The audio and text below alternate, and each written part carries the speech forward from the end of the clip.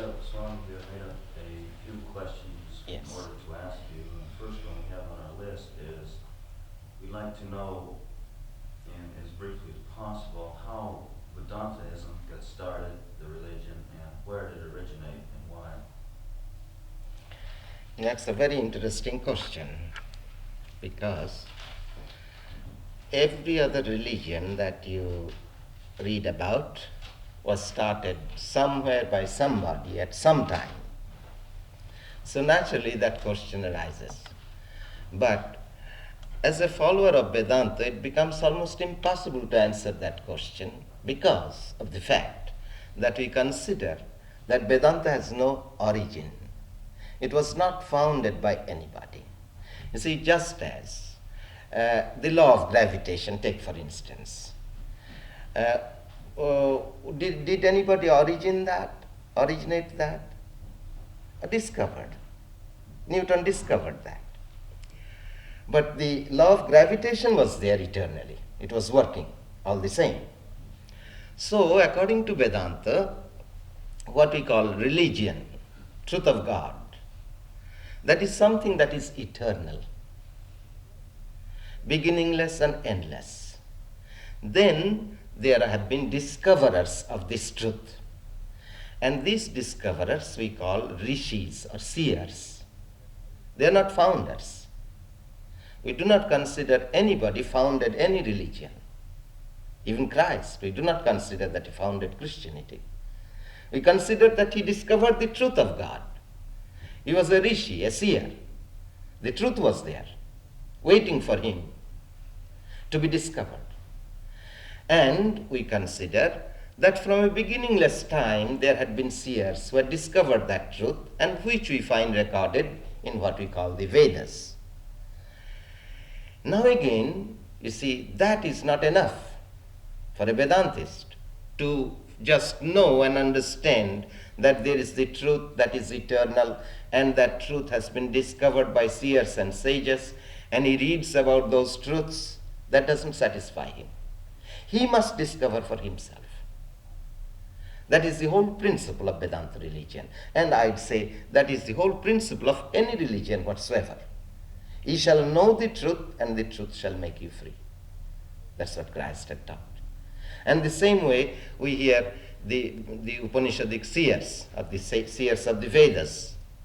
One seer says, I have known that truth which is beyond all darkness. Having realized it, I have gone beyond death. Then he says, you also, having known that truth, attain your immortality. He doesn't say believe in it. He says you also have to know this truth for yourself and reach that immortality.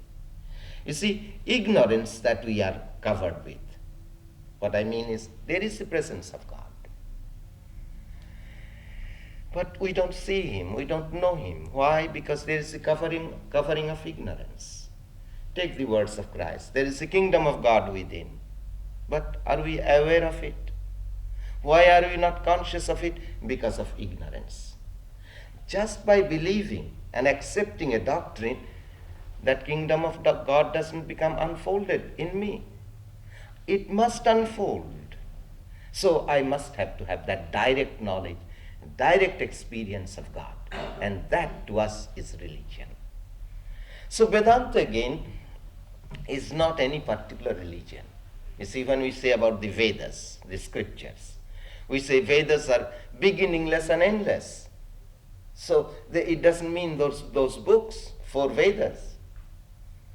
And therefore it includes any revelation that had come in the past, that may come in the present, and that may come in the future.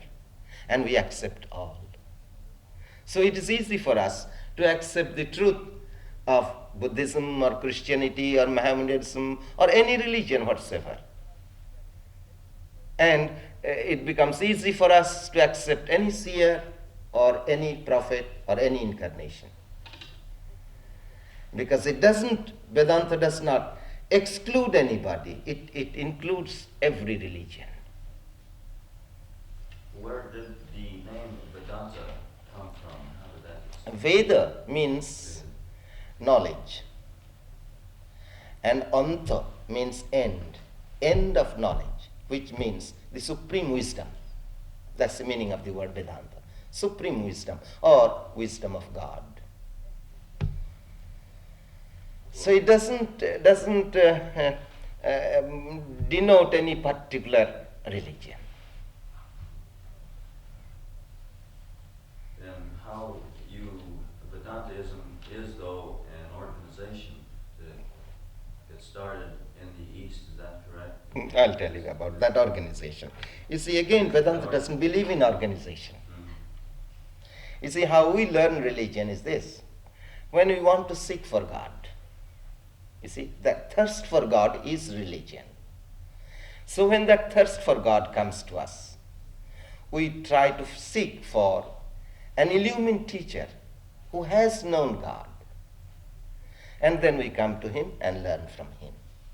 So our relationship is with the teacher only. We do not belong to any particular organization.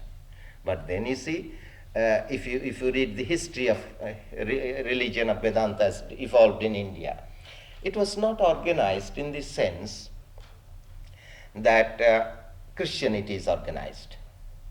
Or you see, Western organization is tight organization. They have, when you talk about organization, that means you have certain dogmas, certain creeds, certain beliefs, and you have to believe in all that, and then you come into the organization, you see. So it tightens. And we have no such organization. And there are sects, but no sectarianism. Can you understand that idea? We have sects, different sects.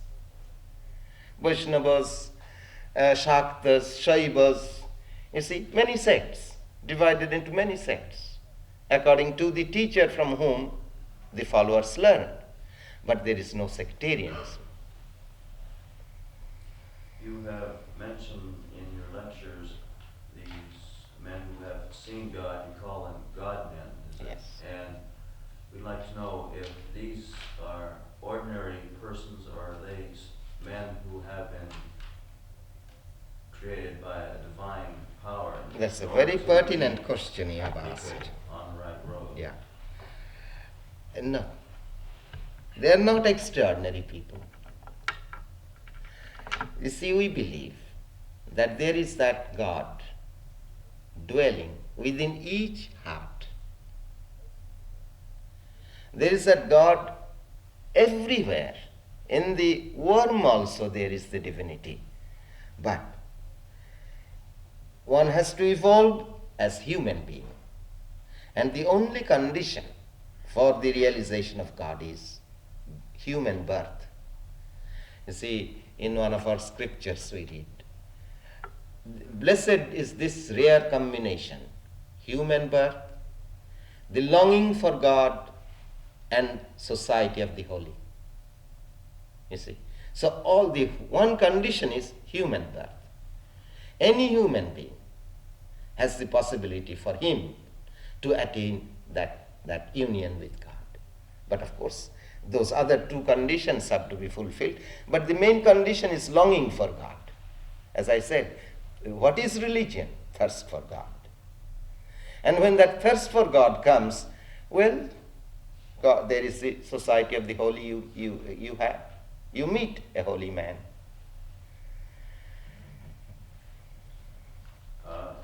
Last time I was here, you mentioned something about reincarnation. What are your beliefs?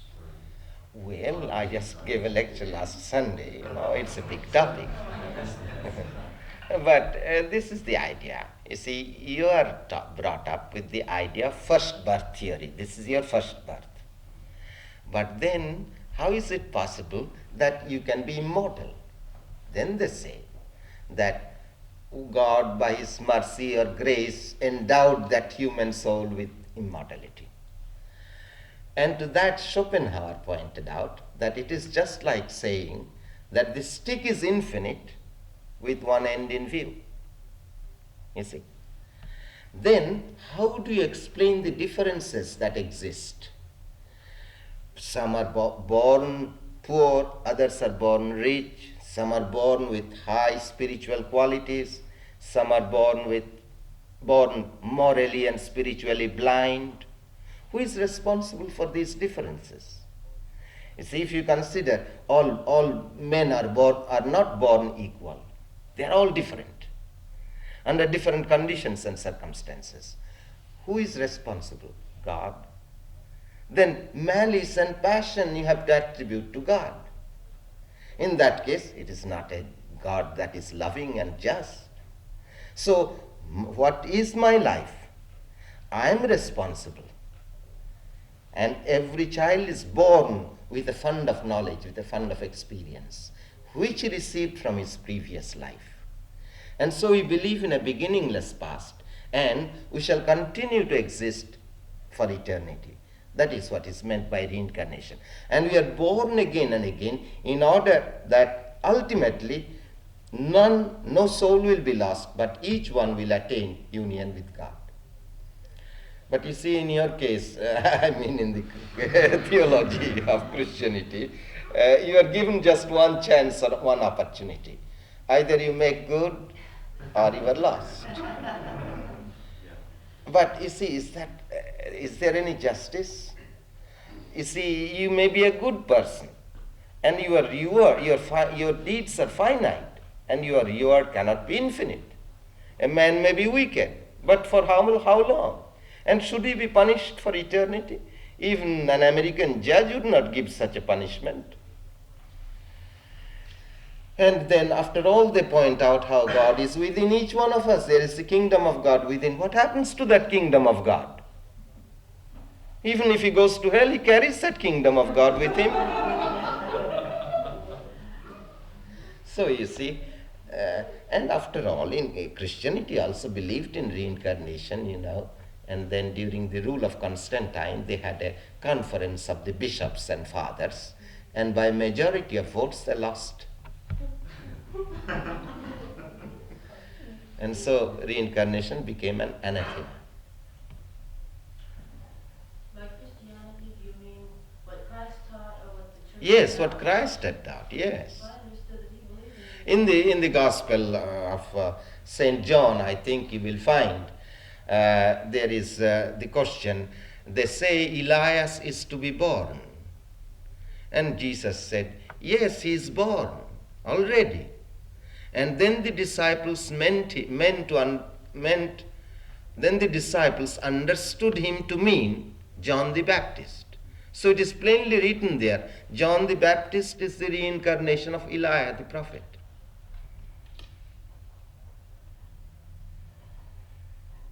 And Father Origen, he was leading one party, but his party became minority. And so he lost it. But if you read Father Origen's ideas, you will find they're similar to Hindu ideas. Creation is beginningless, and as such, souls are beginningless. And otherwise, to say that you are immortal is just not logical.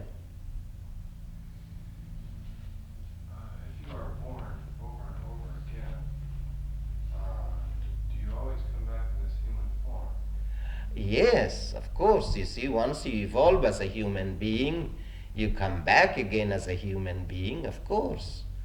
And what growth you have achieved, you do not lose that growth.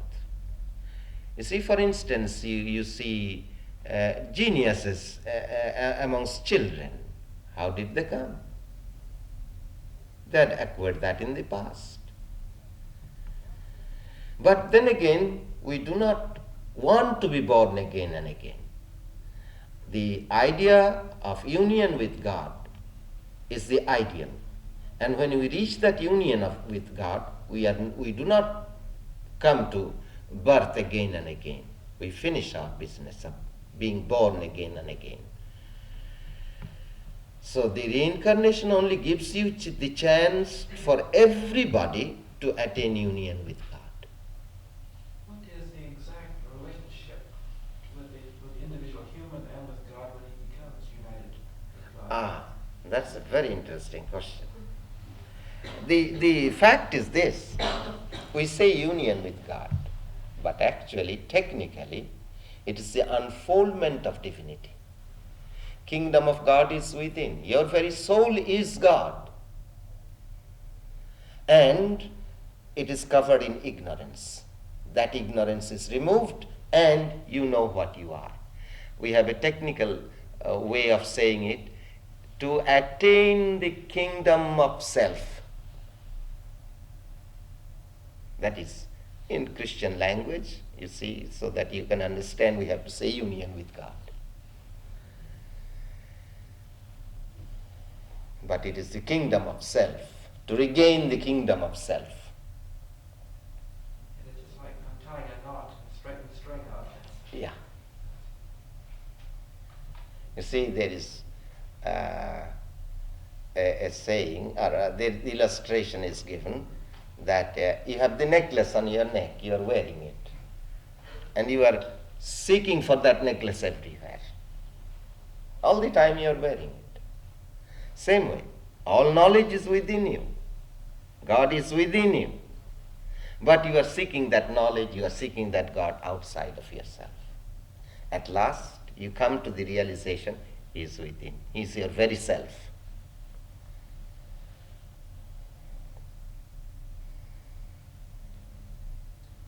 What is the missionary work? How many Vedanta societies are there in the United States, and is this growing? Not many. We have one in Providence, one in Boston, two in New York, then Chicago, St. Louis, then Los Angeles and Santa Barbara, San Francisco, Berkeley, Sacramento, then Portland, Seattle.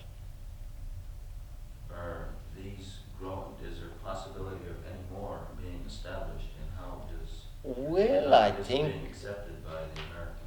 oh yes, of course, you know, we But are. how is it being? I mean, how is it being accepted? Enthusiastically, or are they trying to turn away? Many times. No, I'd not say that we get a big crowd or anything.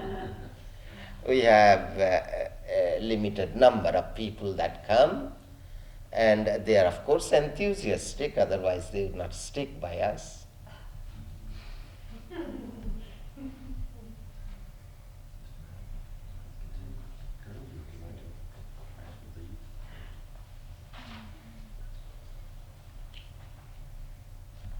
Anyone is welcome regardless of what community they belong to. Oh yes, of course. And we want everybody to be welcome.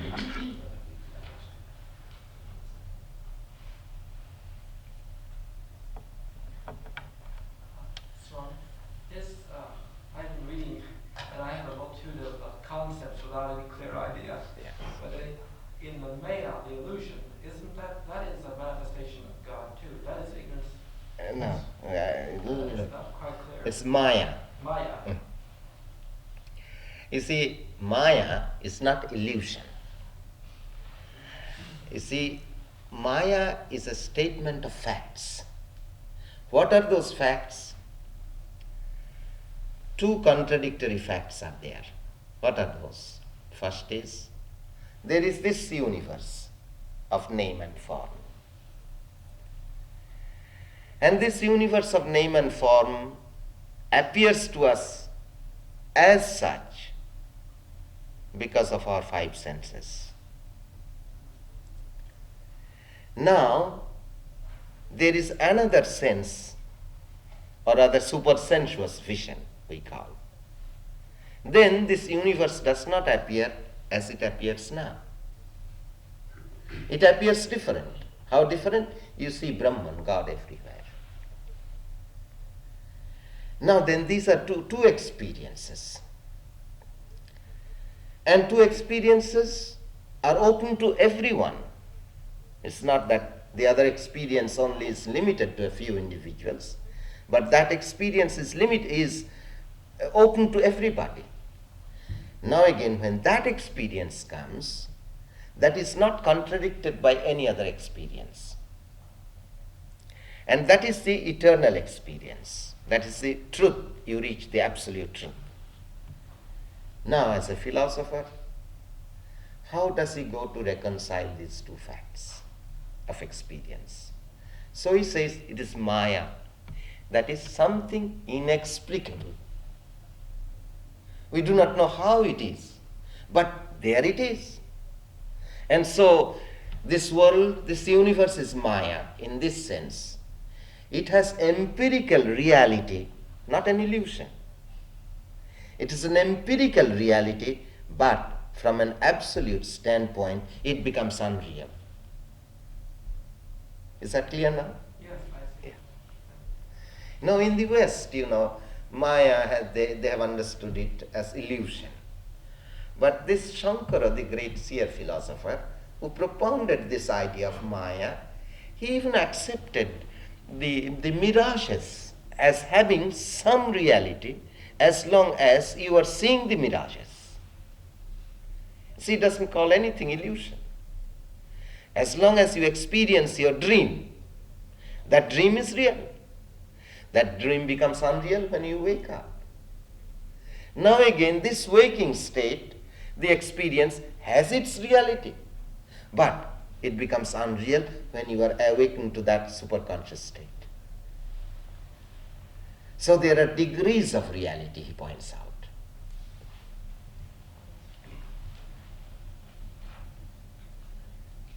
What vows do the monks and the nuns of the order take in order to... If you trace historically, I don't know if it is possible, but someday it might be possible with these that came out, in Arabia and in desert. Yes, the script, someday it will be found out maybe. But if you go back in history, you'll find that the same vows that the Vedantist monks took, similar vows were taken by the Buddhists, and the similar vows are taken by the Christians, Catholics, I mean. Same idea, chastity. And we don't say poverty exactly, but no craving for wealth. That's what we say. We do not say poverty, no craving for wealth. You see, we are very logical-minded people. You see, we have to have wealth, for instance. And Catholics are the richest people on earth.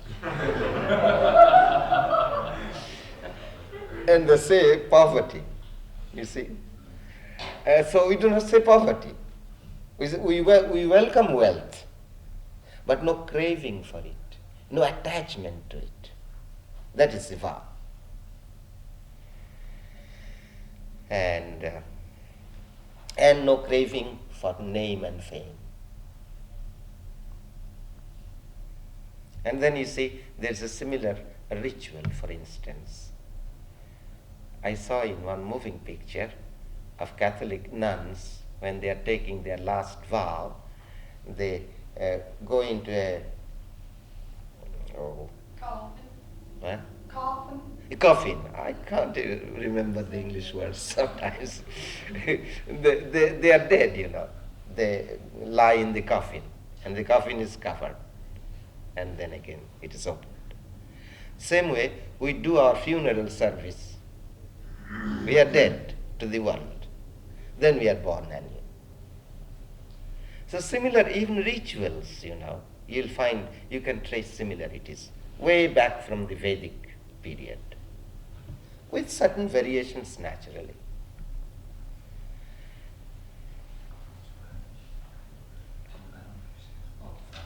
I'd like to know a little bit more about the state of samadhi. All right, I'll tell you what it is. You see, in any knowledge or perception, we have the subject, the knower, and the object of knowledge. And do you remember Kant, who said that as long as there is a demarcation between the subject and object, so long the thing in itself remains unknown and unknowable? Well, our philosophers pointed that out many centuries before Kant. If there is the least demarcation between the subject and the object, the knower and the object of knowledge, the knowledge is not complete. But there is a way, there is a method by which, to use our technical terms, 3 knots of knowledge, the knower, the object of knowledge, and the process of knowledge, 3 knots of knowledge are untied, and there is the unified experience. That is samadhi.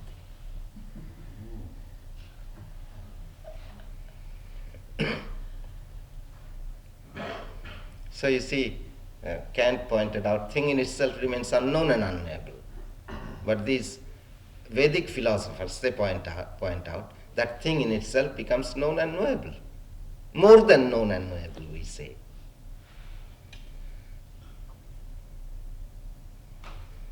Swami, you would say then that this samadhi is the same as the Zen experience.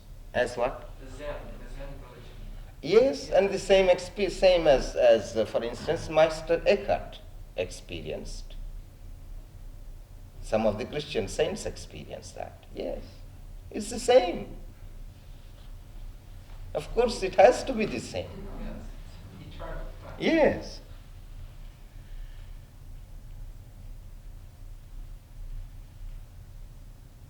And any name or any description of God in these words, that is the demarcation.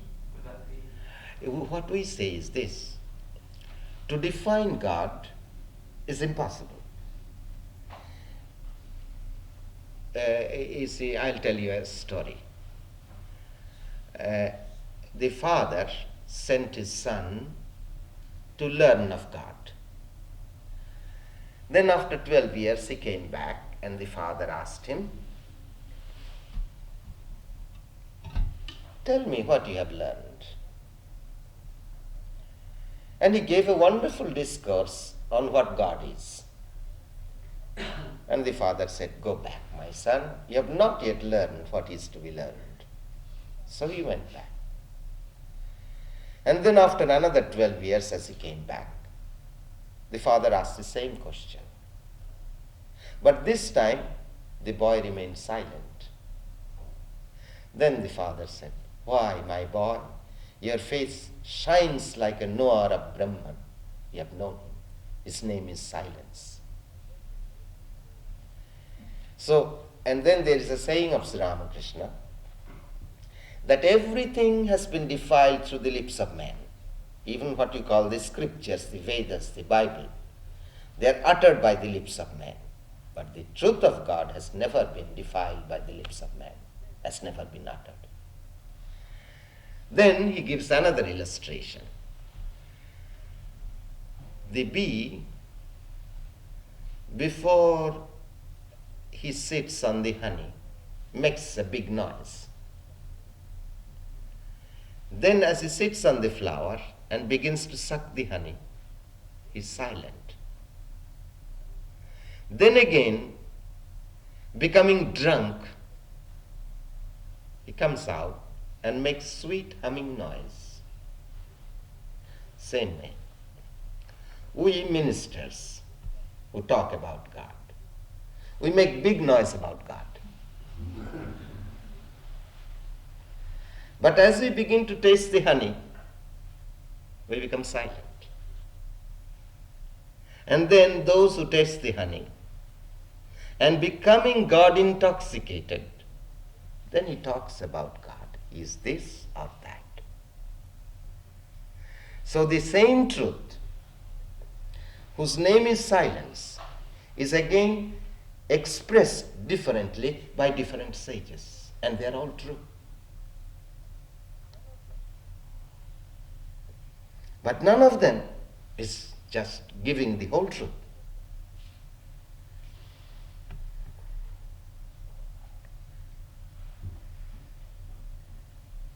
That is the most difficult thing, I think, for Western people.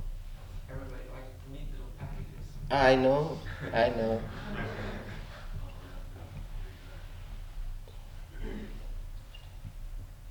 And if it could be given like drugs.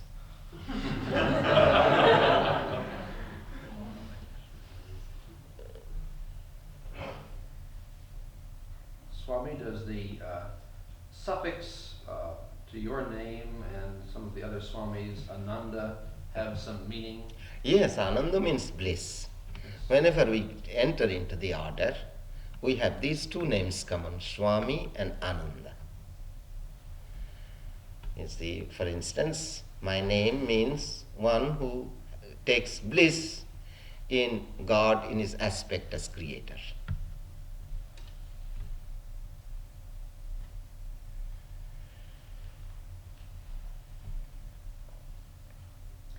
May I ask if Aldous Huxley, who I know has spoken here, is a Vedantist? Yes, he is my disciple.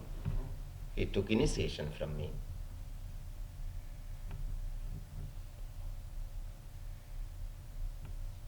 I have been curious as to whether there is any relationship between Vedanta and what I've heard called yoga. Yes, yoga is Vedanta, Vedanta is yoga. But do not identify with the idea of yoga that you may have. Could you clarify this one? Yes, I'm going to gradually. The word yoga means union, to yoke. You see, it comes from the same root. And yoga means to yoke ourselves with God. And there are different methods. Ordinarily, we call 4 methods. The path of union through analysis and philosophy. The path of union through psychic control. The path of union through work. The path of union through devotion. So work, devotion, knowledge, and meditation, these 4 paths. But what we teach and preach here is a harmonious combination of all these 4 yogas. Then there is another branch of yoga which we do not consider as important, what is known as hatha yoga, acrobatic feats. You see, standing on your head. And those were developed to gain control over the body. But then what happened? As they practiced those, their mind was too much on the body and they forgot the ideal. How to keep young, how to live long, you see. And then they forget God. So we say a banyan tree or these redwood trees live centuries. Are they any better off?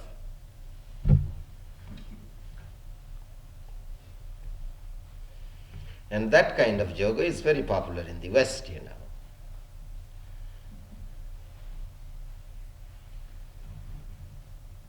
That's a neat package. Yeah.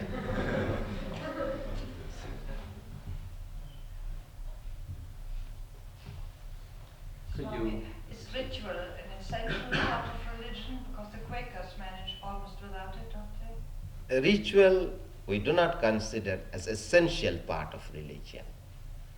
But we consider that for some temperaments, ritual is a help. And then again, those very temperaments come out of rituals also. You see, we do not have any particular idea that we would say it must apply to everybody. But in the West, you see, there is the whole difficulty. White is white, black is black, and just white and black, there is no gray. And so either this or that. So if they believe in ritualism, they say unless you have ritualism, you can't ever find religion. Then there are some who don't believe in rituals. Oh, that ritualism is all wrong, false.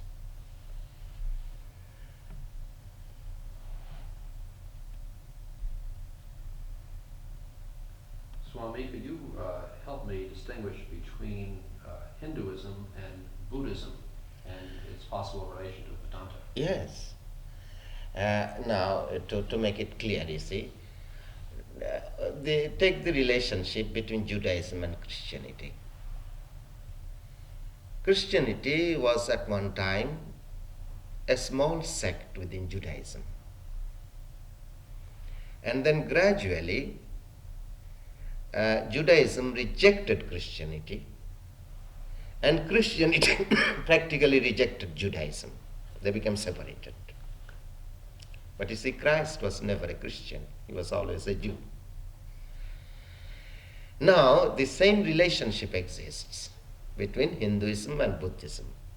Only there is this difference. Buddhism rejected Hinduism, but Hinduism swallowed Buddhism. You see, we accept Buddha and Buddhism, but Buddhism went out of India and formed a new sect. But we worship Buddha. I'm going to speak here on Buddha and Buddhism in this church. Next time I speak here. Now, that is the relationship between Hinduism and Buddhism. Then what I'd say, in their doctrines, in their ideas, Buddhism teaches the supreme truth of Vedanta. But just one aspect, that what we call non-dualistic aspect. That is Buddhism.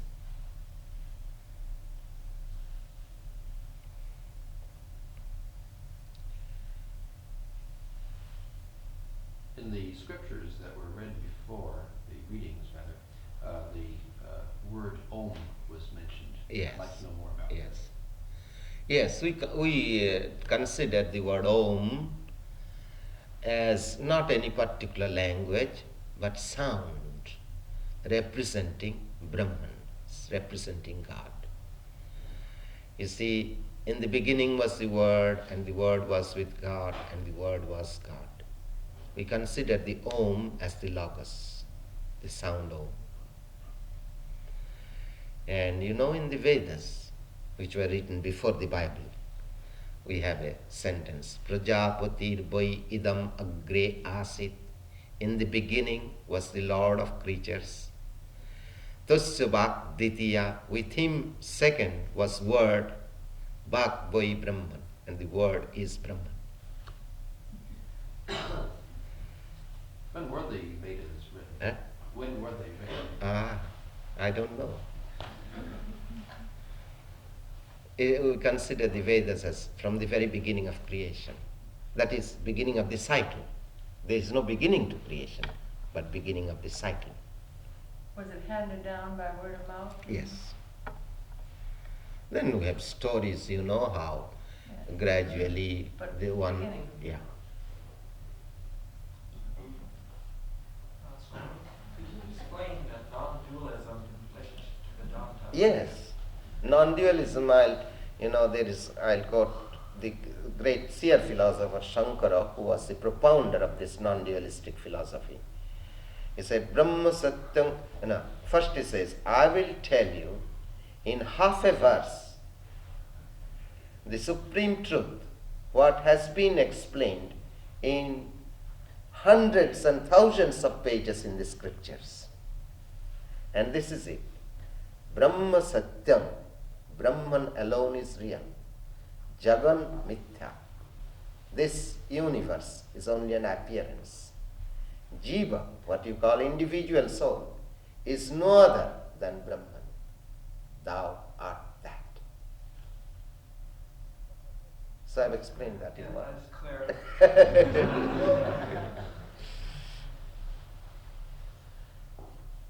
You see, dualism or qualified monism or non-dualism, these are the three philosophies that exist in India, and we can fall any religion into any of these. Dualism is God is separate from me. He is the creator, I am the creature. He is the father, I am the child. He is the master, I am the servant. This dualism. Qualified monism is he is the whole, I am the part. And then non-dualism is, or monism, I am that, I am he. That's the main points of difference. And there is reconciliation that has been brought out of these three systems. Before I tell you that, you see, in the teachings of Christ, you find all these three. First, he teaches to pray to the Father in heaven. Then he says, ye are the branches, I am the vine. Then he says, I and my Father are one. All the three aspects are there. Now, there is harmony, reconciliation this way. There is a verse which says, when I consider myself as a physical being, thou art the master, I am the servant. When I consider myself as an individual soul, thou art the whole, I am thy part. When I consider myself as a spirit, I am one with thee.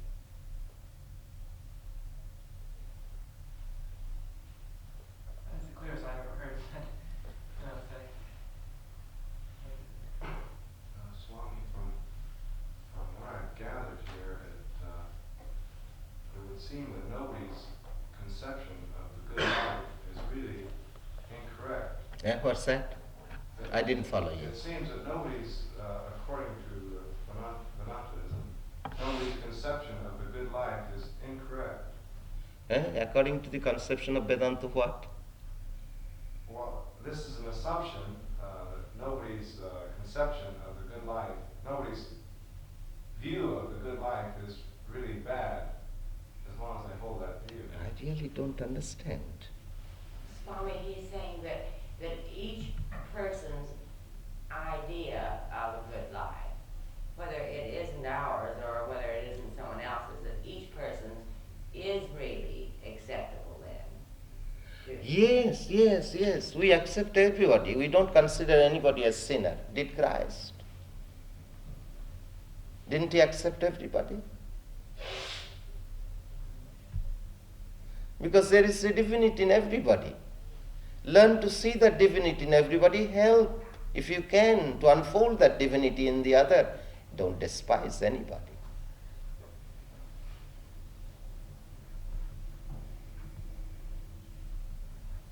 And perhaps you meant different paths to God. Yes, well, my idea Yes, of reaching God. Yes, I think you meant also the different ways to reach God. Yes, in fact, we point out that each one has a different way to reach God. You have to find your way. Of course, the teacher helps you to find that way.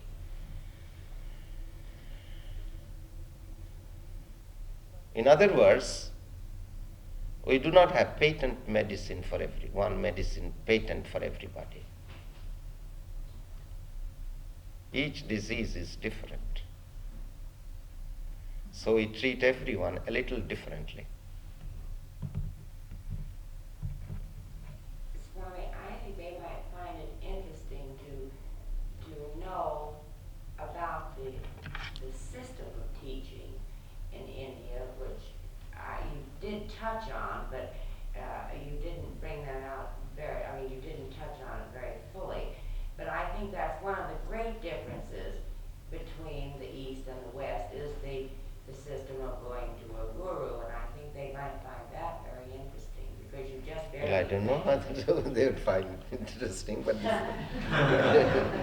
fact is, you see, a disciple comes to the teacher, and the teacher also examines the disciple examines the teacher, and then they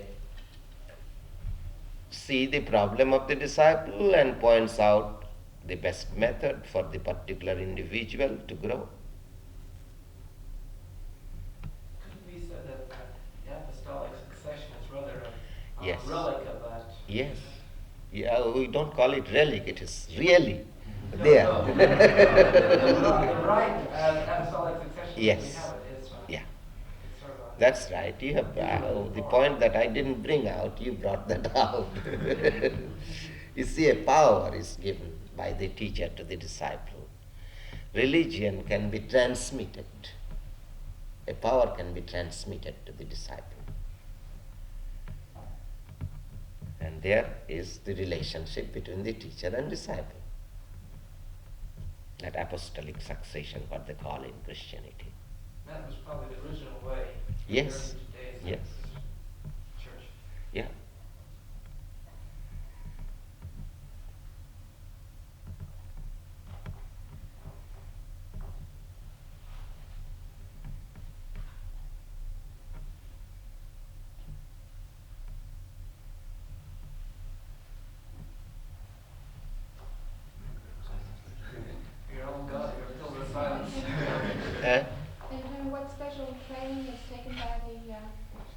teachers?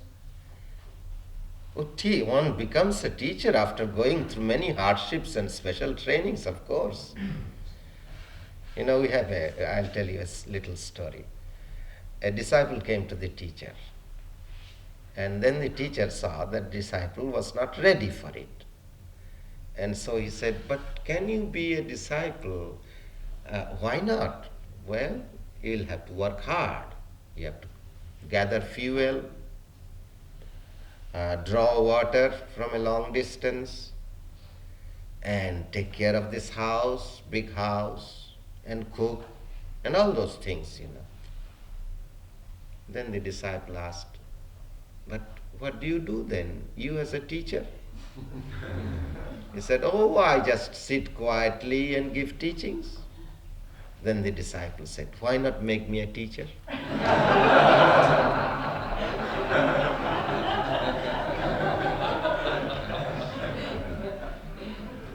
So of course you don't become a teacher until you have gone through milling. Great struggles also you go through. We don't become teachers just studying 4-year course in a theological college. No.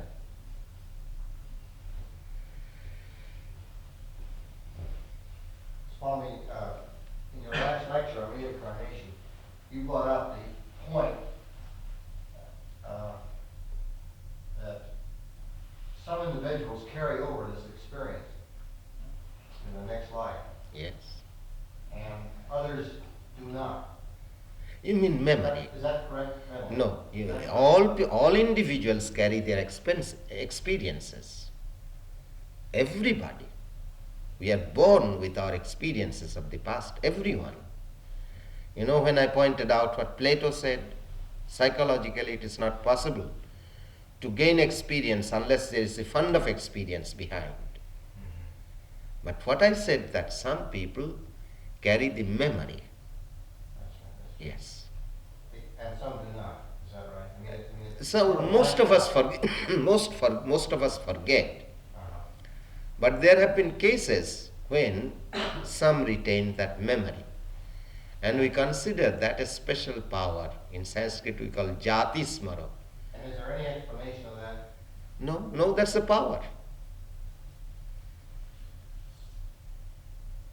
That's a gift.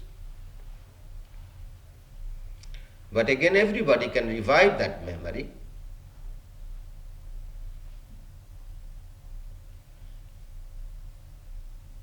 Well, is there any way of telling what percentage? I mean, is it so minute that it's almost No, I can't, unheard of? In my knowledge, I knew, not that I knew personally, but about 17 or 19 years ago when I went to India, I heard of a girl who remembered her past. And it was a messy affair that happened that way. You see, it's a blessing that we do not remember, but I'll tell you this incident so you will get the idea not to try to revive the memory. You see, this girl, when she was about 9 or 10 years old, she told her parents, look, my husband and my children live at such and such village. And of course they would not believe her first. And when she insisted that she must go, then in order to test it, they took her to that railway station and let her direct the home address, her home address. And she directed, and crowds of people went. It was all in the newspaper at that time. Then she went, and as she went to her home, she recognized everything, but she said, where is the well? There was a well there, and which was not there anymore. Her husband at that time was 80 or 90 years old. Her one son was about 50 or 60, and she was a 10 or 11-year-old girl. And then she said, she described her trunk where she kept certain things, sarees and all that, and they were not opened. And she said, "You will find such and such saree within this trunk." And sure enough. And then, of course, she insisted that she would marry this old man. So it was a messy affair, you see.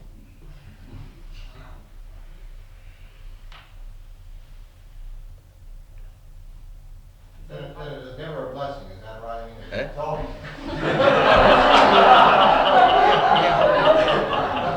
You see, in my lecture I pointed out this truth, that it is a blessing that we do not remember.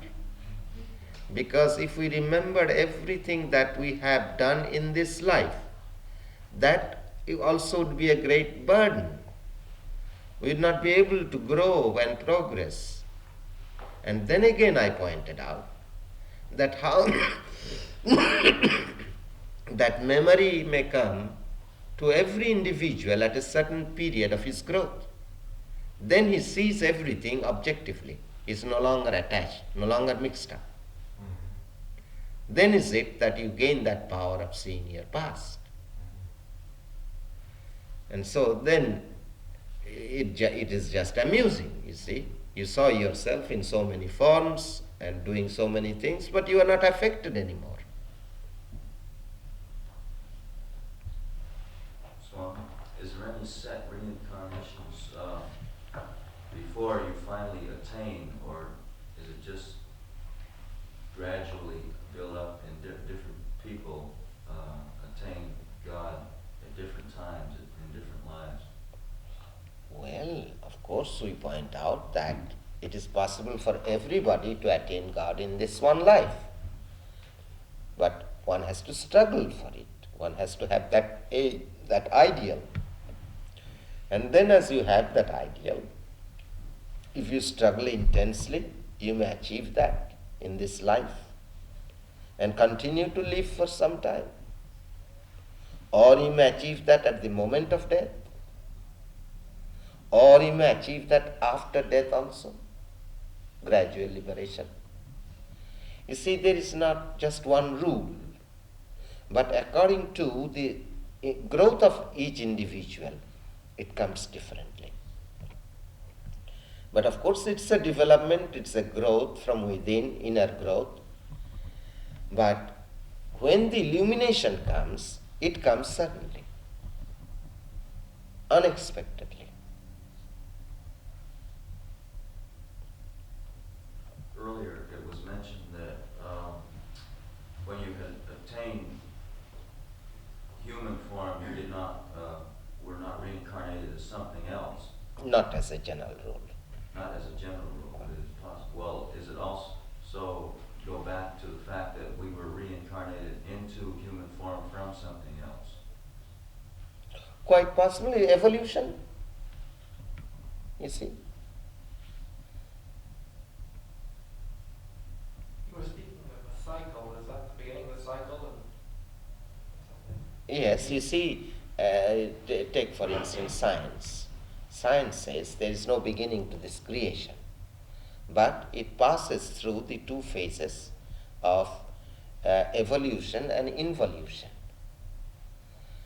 And so when there is involution, then again there comes the evolution. A new cycle begins. It completes the cycle, it goes back again, the universe becomes destroyed, and then again a new universe is formed. But we have two theories with regard to that. One theory is that the universe as a whole may be destroyed. But again another theory is no, universe as a whole does not become destroyed, but parts, some planets become destroyed. So this earth planet may be destroyed, again a new earth will arise. Well, in the destroying of this earth, say, would these people be put into life on this other creation? That's very interesting. It's brought out in the Gita that it's just like breathing in and breathing out. So we all go back into the womb of God, as it were. then at the very beginning of the cycle, we all come out. We don't begin from the beginning, but we come out according to our individual growth that we achieved in the past cycle, just as in reincarnation. How is this beginning growth started? There is no beginning. There's no beginning. No. If you accept beginning, you are in trouble.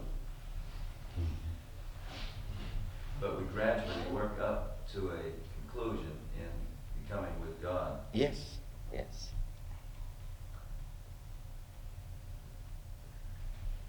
You see, that same thing is hen and egg, which began first.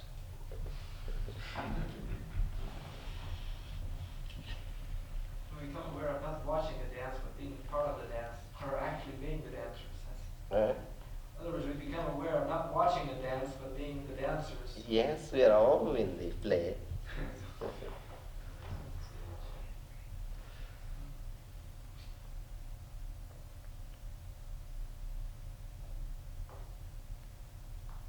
Well, I think, isn't it aren't you getting tired?